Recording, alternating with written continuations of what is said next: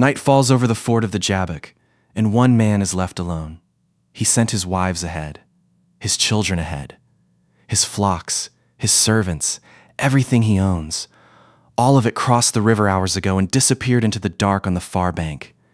Jacob stayed back, alone on the near side, with nothing but the sound of the water, the smell of mud, and whatever is waiting for him in the morning. Tomorrow he has to face his brother.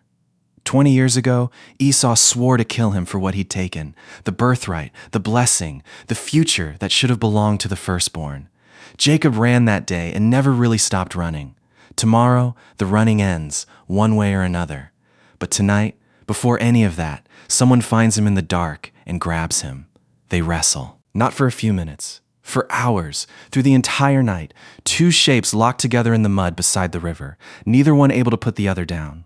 Jacob is no stranger to hard labor after 20 years of shepherding another man's flocks in open country, and he doesn't yield easily.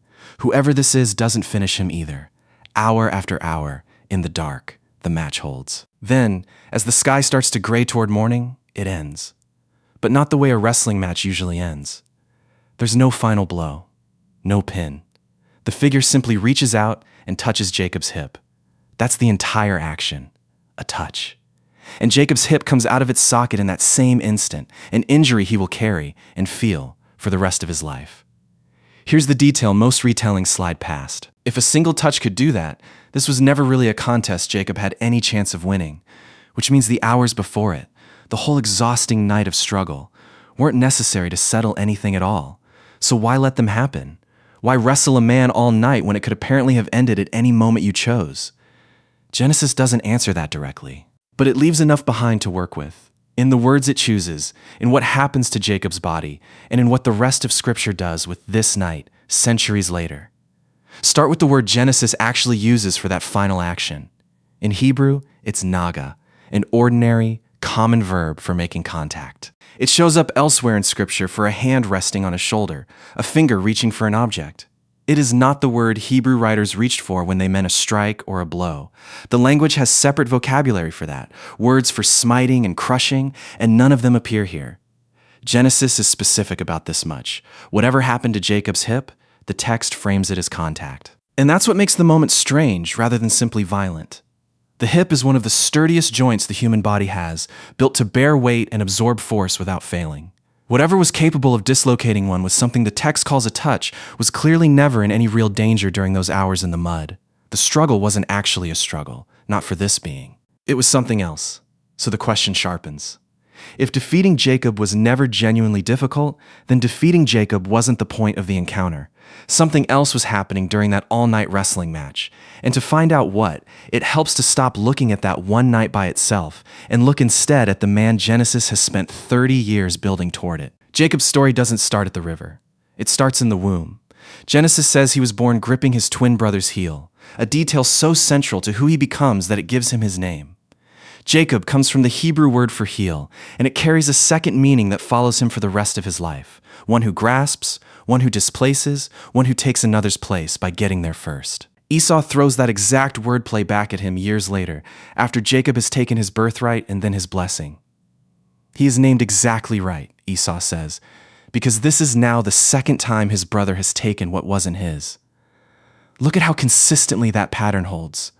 A bowl of stew traded for a birthright, taken at his brother's weakest, hungriest moment. A disguise and a lie, used to steal a dying father's blessing meant for someone else entirely. Even his years working for his uncle Laban become a contest of who can outmaneuver whom. Every major turn in Jacob's life follows the same shape. He sees an opening, and he takes it himself, by his own hand, rather than waiting to receive anything freely. By the time he's standing at the Jabbok, decades later, that isn't one bad decision anymore. It's simply who he is, which is what makes the timing of that night hard to treat as a coincidence. The man defined since birth by what his hands can grab is about to have something happen to the one joint that lets him stand and move under his own power. Genesis doesn't explain why the hip, specifically, is where the touch lands. It tells us only where it lands and what it costs him. A permanent limp, a joint he'll never fully trust again, a mark he can't hide from anyone who asks what happened to him. Some interpreters have also pointed to what the hip and thigh represented more broadly in the ancient world. Tied, in custom, to a man's strength, and to his line of descendants. Oaths in this period were sometimes sworn with a hand placed under someone's thigh for exactly that reason. Genesis doesn't spell out that connection here, and it would be overreaching to treat it as the passage's stated meaning. But as background, it adds weight to a detail that already stands out. Whatever the reason, this wound didn't land somewhere incidental. What we can notice more directly is what the placement takes from him. Not his life. Not, in the end, even the fight. It takes his footing. The one thing a man who has spent his whole life moving fast and staying a step ahead of everyone else has always been able to depend on. Whether that connection is exactly what the storyteller intended or simply the shape the story takes on once you sit with it, it's hard to unsee. The wound doesn't just hurt Jacob. It slows down, permanently. The one kind of man who has never once let anything slow him down. It's only after that wound that the second thing happens. Jacob still won't let go. Hip dislocated, clearly in pain, he holds on and demands a blessing before he'll release his grip. And the figure gives him something stranger than a blessing. A new name. Your name will no longer be Jacob, he says, but Israel, because you have struggled with God and with men and have prevailed. Genesis doesn't hand us a tidy, settled definition of exactly what Israel means down to the letter. The precise linguistics are still debated by people who've spent careers on it. What the text does make unmistakable is the connection it draws for us in that same breath. This name is tied explicitly to struggle, not to the kind of victory Jacob has always understood. Quick, clever, taken by his own hand, but to holding on until something is given rather than grabbed. The heel grabber has a new name now. Whether he's actually a new man is a different question, and Genesis is about to test that almost immediately. There's one more complication worth sitting with first, because Scripture itself doesn't let this story stay simple.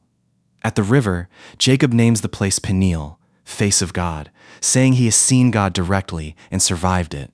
That's how Genesis frames the encounter. But centuries later, when the prophet Hosea reaches back to retell this exact night to a nation that has largely forgotten it, he describes Jacob's opponent as an angel, overcome not through strength, but through weeping and pleading.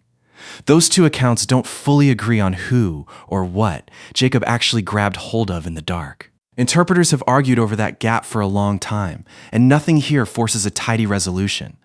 What both writers agree on, though, matters more than the disagreement. This was no ordinary opponent, and this was no ordinary night. Hosea doesn't bring up the Jabbok as trivia. He brings it up because, generations later, an entire nation is still being defined by what happened to one man beside a river in the dark. Which means whatever happened there didn't stay there. By morning, Jacob is walking toward the one meeting he has spent 20 years avoiding. Every other crisis in his life, he solved the same way. Get ahead of it, manage it, outthink the other person before they even know what's happening.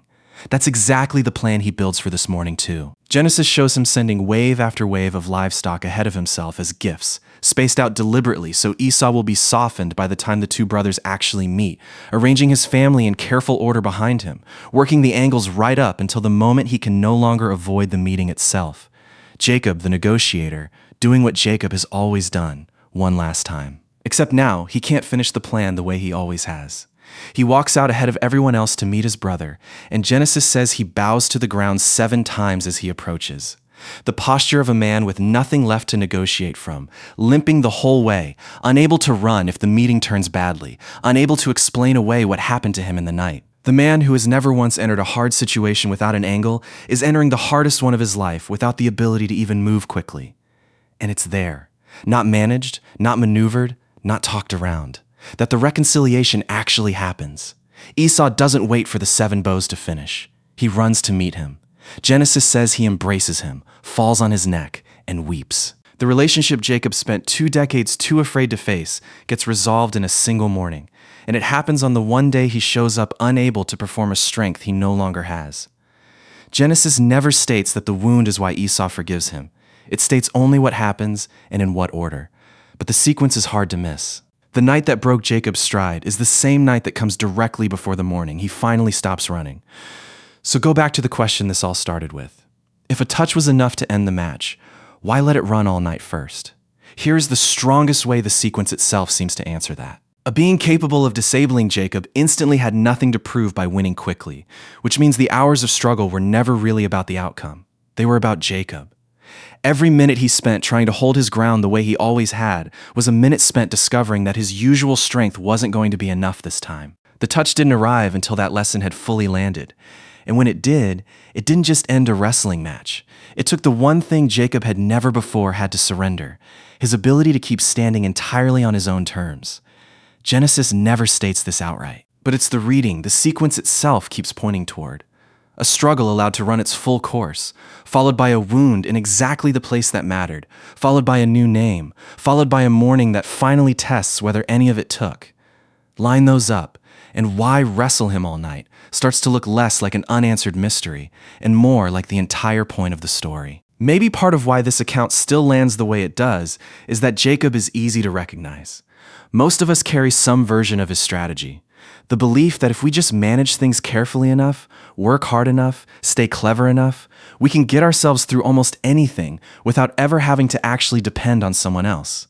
It works often enough that we keep trusting it. Jacob trusted it for most of his life too, right up until he ran into something he genuinely couldn't outmaneuver. What his story suggests isn't that struggle is a punishment. It's that some things only get resolved once we stop trying to win them on our own terms, once holding on and asking replaces, scheming and taking. Jacob didn't become Israel by finally out-wrestling God. He became Israel by refusing to let go after he'd already lost the ability to win. And he didn't face Esau by finally outplanning him, either. He faced him limping, which turned out to be the one condition his cleverness had never been able to arrange for itself. Picture the riverbank again, one last time. A man in the mud, in the gray light before sunrise, holding on to someone he can barely see, unable to stand on his own, refusing to let go. Looked at one way, that's a man who is lost. Looked at the way the rest of the story wants us to see it, that's the exact moment everything changes. Jacob walks away from that river with a new name and an injury he'll carry for the rest of his life, and Scripture never once asks him to be ashamed of either one. If you want more of Genesis Examine This Closely, subscribe, and tell us in the comments which story to look at next.